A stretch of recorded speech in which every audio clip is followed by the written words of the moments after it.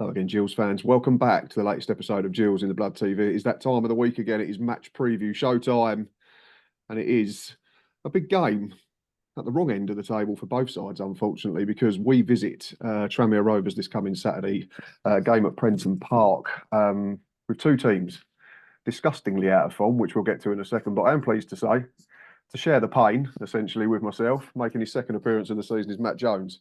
He's a member of the brilliant A Trip to the Moon Tranmere Rovers podcast. So please go and give them a follow if you're not doing so already. I will, as always, put their their details in the description at the bottom of the video. It's a nice, easy one to remember. ATTTM Pod on X and all your social media platforms. So yeah, go and give them a follow. Matt, first of all, welcome back.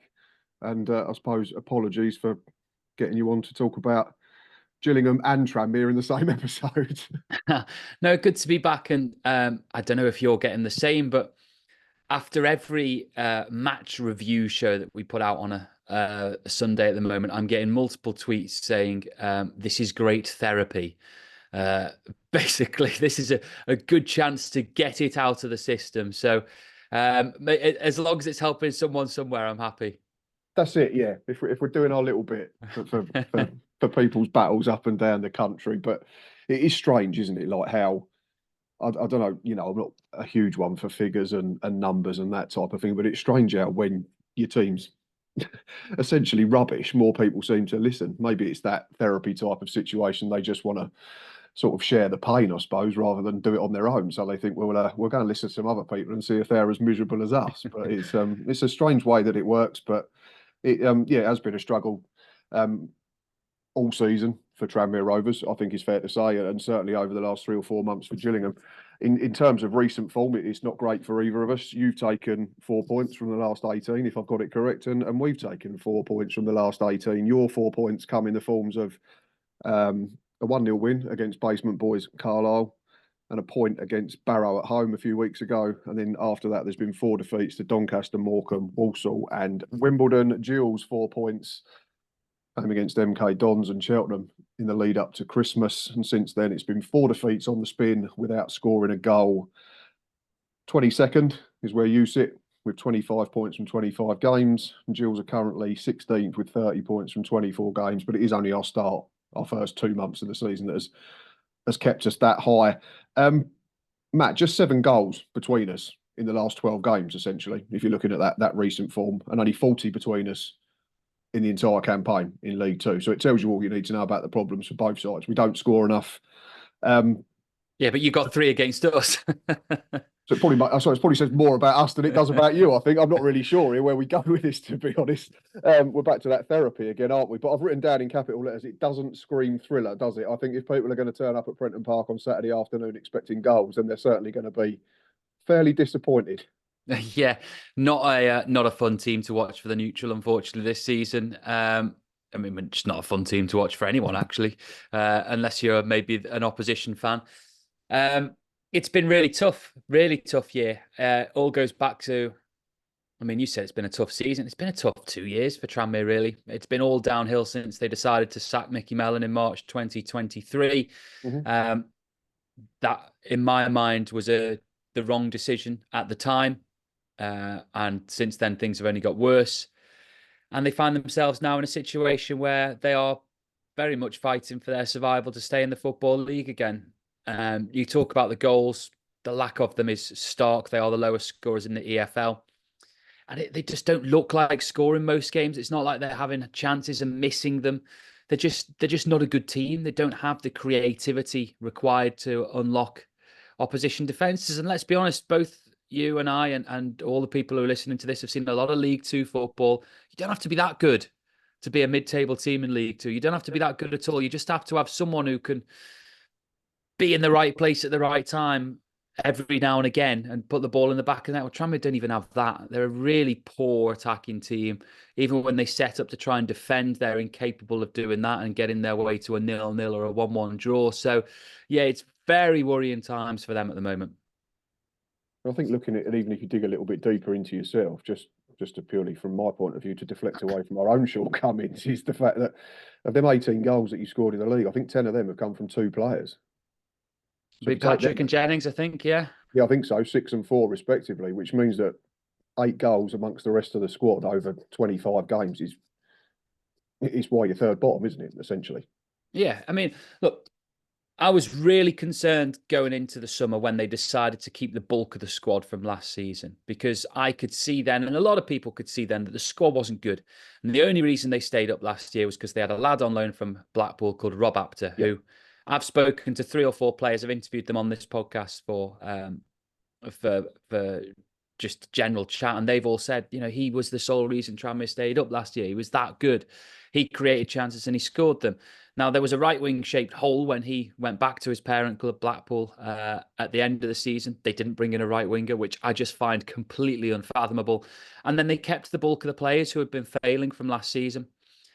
Luke Norris, who you'll be very aware of, missed most of last season through injury. They gave him a new 1-year contract. He's missed most of this year through injury. I know that's bad luck because he is a decent player, but when you're spending the wages that Tranmere is spending on that, and you have the budget that you have, you've got to be clever about who you're playing and signing. If someone is worryingly short of games because of injury, you've got to rethink whether that person is worth signing, regardless of how good a player you might consider them to be. They've got a lad called Brad Walker who plays centre midfield. I looked at the numbers the other day. He's missed, I think it's 91 games Tranmere have had since he's been at the club. He's missed over 50 of them due to injury. And it's injury after injury after injury. He's only completed 90 minutes 16 times since he joined the club. He's played 33% of the minutes, less than 33% of the minutes since he joined the club. You've got 2 players there on big contracts who you're keeping at the club. And granted, he didn't sign a new deal in the summer, but he's someone who you bring in and you look at and go, well, he's a good player, but he's not fit enough. And then you look at the other forwards. There's a lad called Harvey Saunders. So he'll run all day for you. He'll try his heart out, but he averages a goal every 11 hours. And he's your centre forward or he's your left attacking sided player. And if these are the players that you're working with, it's no surprise that you find yourself in the situation you are now. He got a new 2-year deal last season. Norris re-signed. There were a number of other players who got contract extensions who could have been, and in my opinion, should have been let go, but weren't because they wanted to stick with this continuity. Well, this is where you find yourself when you stick with that continuity with a squad that was struggling. You find yourself third bottom. That's it. Yeah, there's a fine line between continuity and just rewarding failure, isn't there? Unfortunately, like you say, if it's been a downward spiral for the best part of 2 years, why are these players continually playing, getting contracts when they've been part of the problem, not the solution? Certainly for, like you say, 2 seasons since Mickey Mellon went. Yeah, well, there's a lad called Chris Merry who's a centre midfielder, and he must be 25 now. Came in from Wigan, and he's never been able to hold down a place. And he's got something about him. He can't be that bad a footballer if he's been at Wigan and if he's been at Tranmere, but he's never been able to hold down a regular place in the team. And he signed a new 1-year contract last summer. And I'm just thinking, like, hey, what's the lad doing? Like, move on for the best of you. Go, if it means going to play in the National League to then have to move up again, go and do it. But then, hey, B, what are the club doing when you haven't got much money and you're signing these players on another contract when they're only playing 15, 20 games a season? It baffles me, absolutely baffles me, the recruitment that went on last summer. And it's why we find ourselves where we are now. And we're recording this on Tuesday afternoon.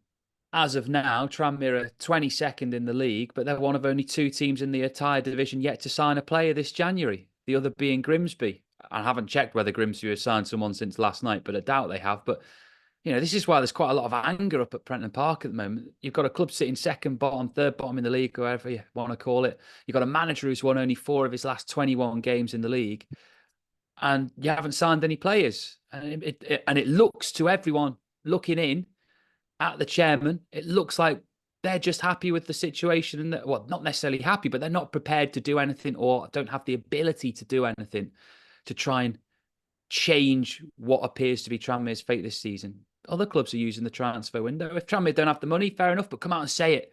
Say, Yeah, look, be honest, this is be a what we're bit more working with. transparent. Yeah. And obviously we know there's a takeover in the offing, and that the chairman has said, or he said before Christmas, that would go through by the end of March. Well, it's too late if that goes through any later than the last week of January, really, because you're not getting money to be able to bring players in. So there's a lot of worry and a lot of fear up here at the moment. Yeah, and I can understand it. And it's weird sitting here considering the fact that we've won 3 out of our last 16 and sit bottom of the form table over the last 3 months. And we're probably the slightly happier fan base. So I do feel your pain, mate. Honestly, I really do. You've answered a couple of my questions already. I've put just how bad has the season been. I think you've just explained that in a nutshell. So that's absolutely brilliant. You've mentioned the takeover talk. It's obviously something that needs to happen quickly if you are to salvage this season. Well, the mad thing about the takeovers, and you'll know a little bit yourself because you've been through a takeover not too long ago, I think I'm right in saying. And when all this first came out, and I don't know the ins and outs of what happened at Gillingham, but the ins and outs of Tranmere are that Tranmere own their ground. They've got a very good training ground. They've got a good deal with the Wirral Council for that. The ground that the stadium is on, or the area that the stadium on, is a huge footprint.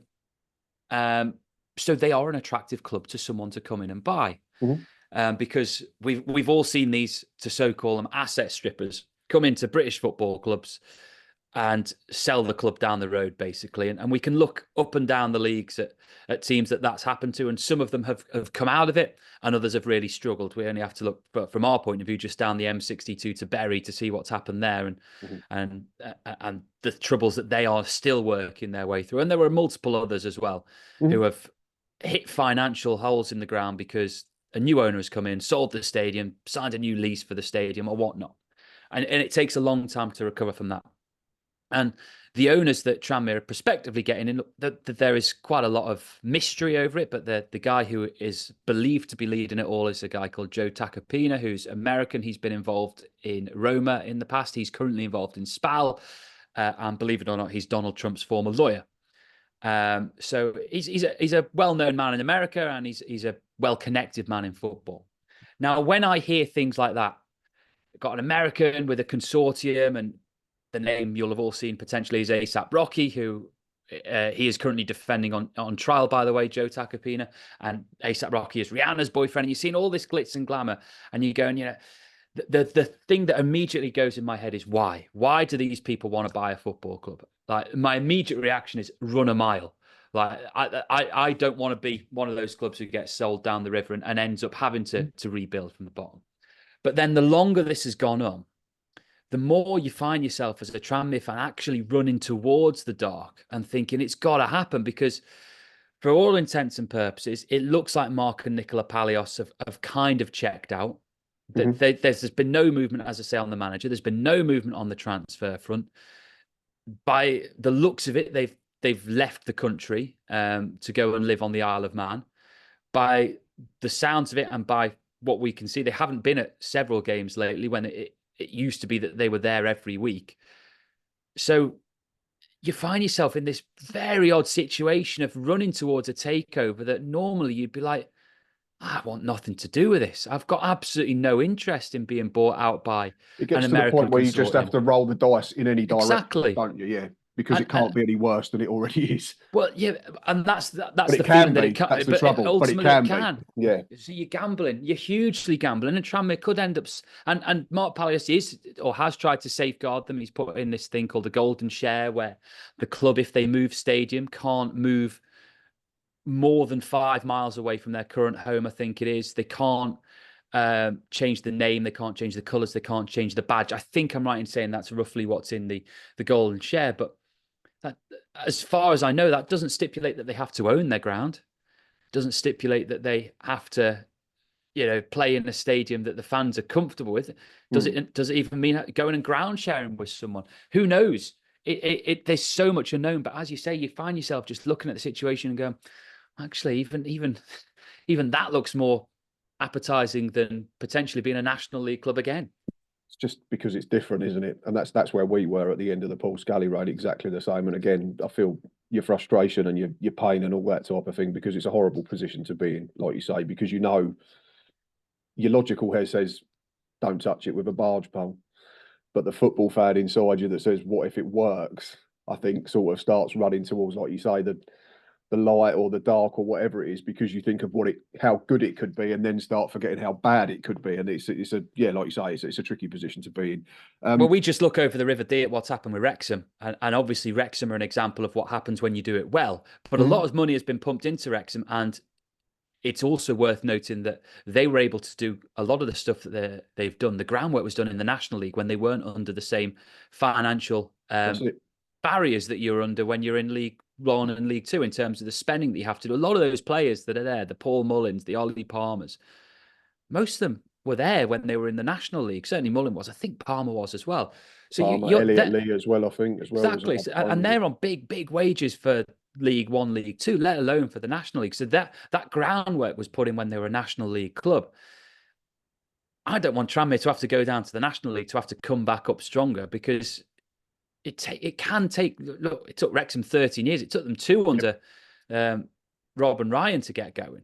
So it can be. It's a really tough league to get out of. And the other thing is, yeah, it's gone well for Wrexham, but how many clubs hasn't it gone well for? Carlisle are bottom of the league at the moment, and they're trying to spend their way out of trouble. And I'm looking at them thinking, A, it could go well, and those players could be the short-term fix. They need to fire them away from danger. But B, when Tranmere went down in 14-15 to the National League, they brought in about 15 players between January and the end of February.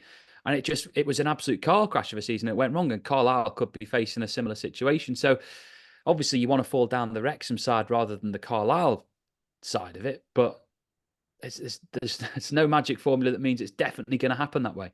That's it. There's no guarantees, and like you say, and we don't want to see any football club potentially go down the way that Carlisle did, because you've been there and you've seen it yourself. But from your own sort of self-preservation at the moment, you're hoping that is the way that Carlisle season does end up going, because then it only takes you've only got one spot that you're trying to avoid then, and then you look at Morecambe. No disrespect to them, they got money issues as well. That beat us 2-0 on New Year's Day though, Morecambe.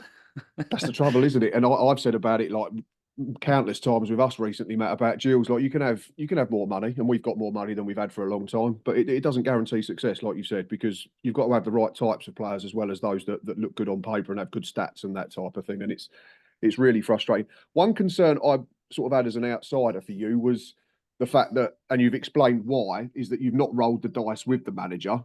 But looking at teams that are in and around you, Fleetwood, Gills, I suppose you have to put into that category as well. Barrow, Swindon, Carlisle, they have all rolled the dice in terms of a managerial change. Is that something that could ultimately come back and bite you on the arse come the end of the season as well? Because is there a chance that the fans and the players just check out in terms of Nigel Atkins, like the Palioses might have done as well? Because it gets to the point where if whatever you try just doesn't work, people are just subconsciously just going to, not, I don't want to say down tools, that's the wrong word, but you know what I'm getting at, that it'll just get to a point where everyone just hits a wall. There's a lot of fans that would like to see a change. A lot of fans that would like to see a change. My take on it is it's either one or two things. Either the money isn't there to shift him on and bring in someone else because he's got a contract that runs until the end of next season. So that's option A. Or B, the takeover is quite close and they're waiting for it to go through, and then whoever is in charge will make the decision on the manager. And I am led to believe that that would be a managerial change. But that takeover could, if as Mark says, it's not done until the end of March. That's another 6 weeks, is it? No, it's another 10 weeks. Yeah.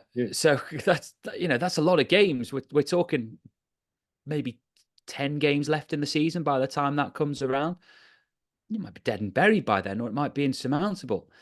Or best case scenario is even if you're still competitive and above the line, you've then got a new manager coming in and he's got to try and assess the squad on the job, work with what he's got, and that can ultimately end up costing you over that final straight of the season as well. Exactly. So it's a look, that option B is what I'm hoping it is, that it means the takeover is closer than we think, and then a change will potentially be made when a new owner comes in, as opposed to not having the money to make a change. Because sometimes when you're in the position that Tranmere are, this isn't talking about going down from League One to League Two. This is talking about going to the National League. And when you go into the National League, you guys are fortunate enough not to know what it's like down there of late, but you lose a lot of funding from the EFL and a lot of other things. TV deal obviously isn't as significant and whatnot, and that's a real problem for a club like Tranmere who do rely on that money.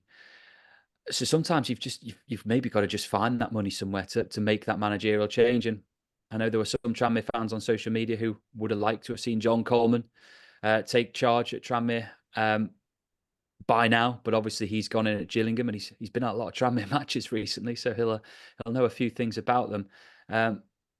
Personally, I wouldn't have seen him as a long-term option. I don't know what you guys think of him down your way, but he would have been maybe a firefighter until the end of the season and then move on. But maybe sometimes that's the situation you find yourself in, and that's what you have to do. But no, I look at.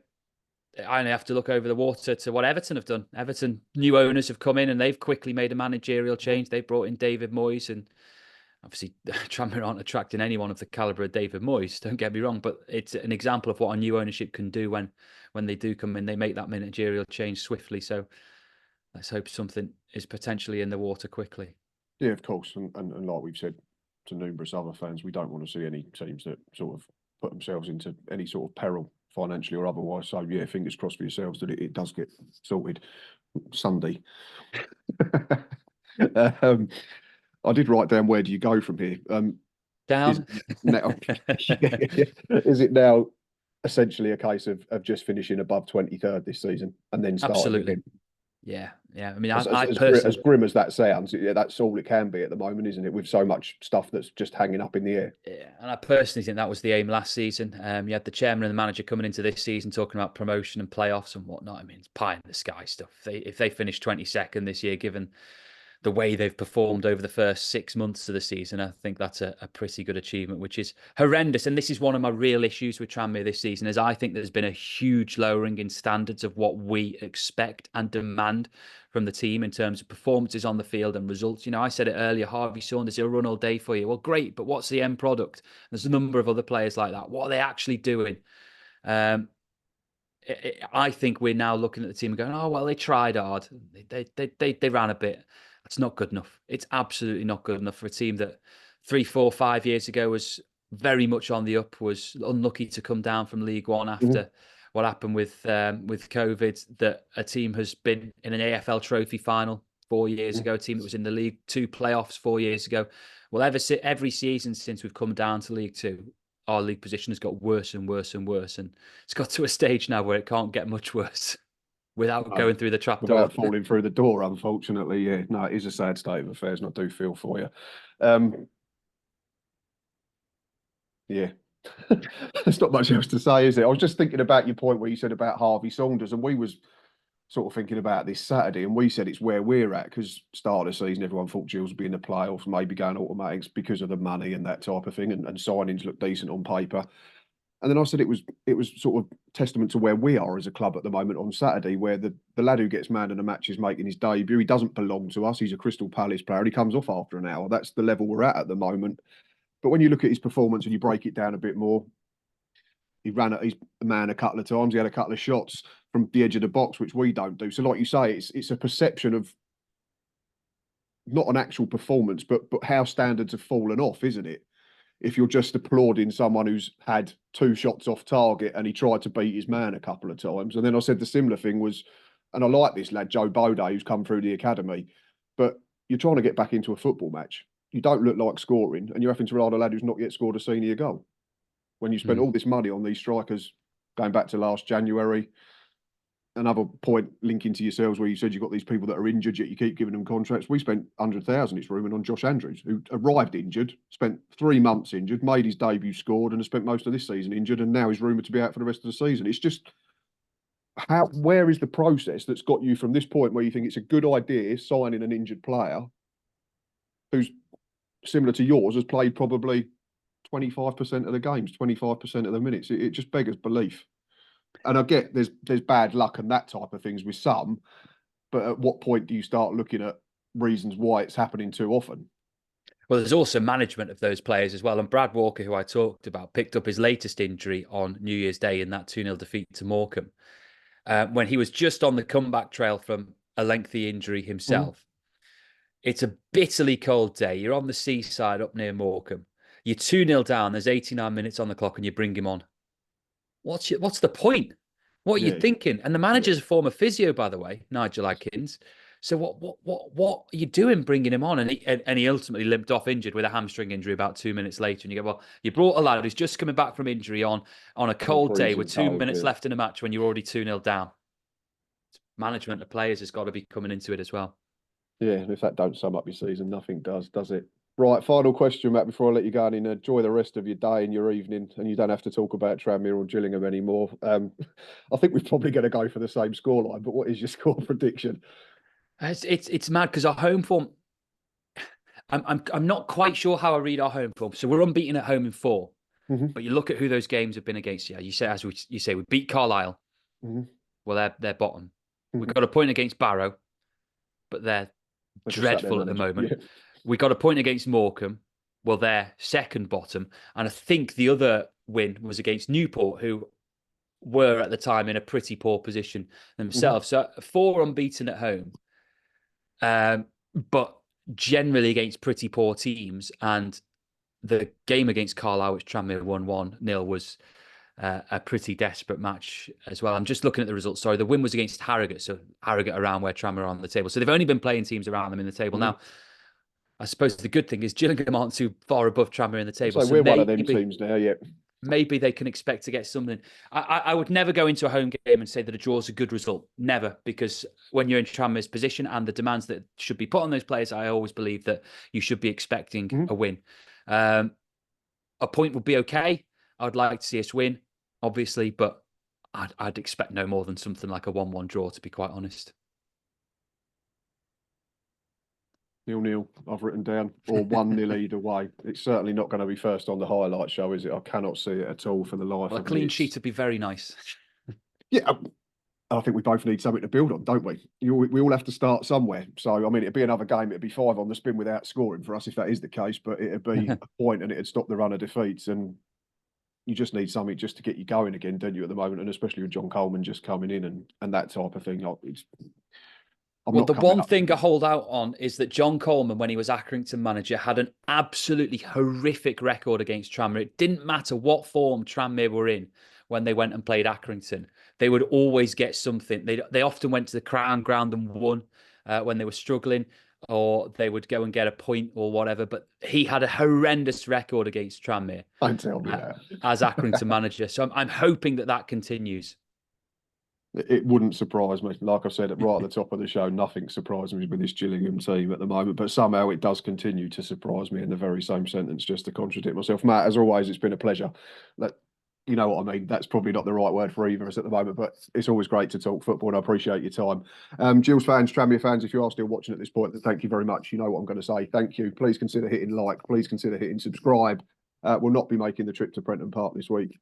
You will know why if you saw my review show after the Doncaster defeat / rant and rave.